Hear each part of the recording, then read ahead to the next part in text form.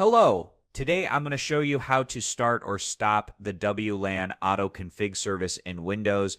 Simply put, this service helps scan for and connect to wireless networks using the adapter on your device.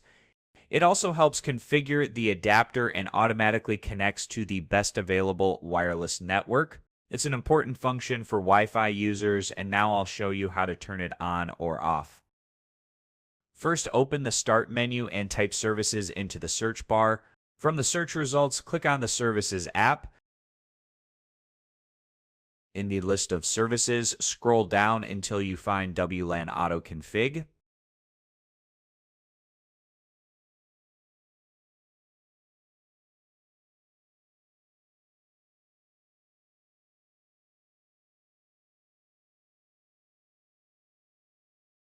Double-click on WLAN AutoConfig to open its settings window.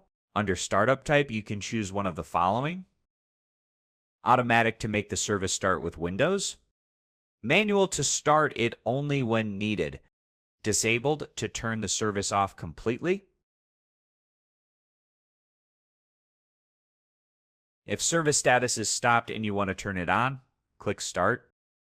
If you want to stop the service, just click Stop. After choosing your settings, click Apply and then OK to save changes. That's all you have to do, a simple and quick process. Thank you all for watching this quick guide. I hope this tutorial was helpful, and I look forward to seeing you in the next one. Goodbye.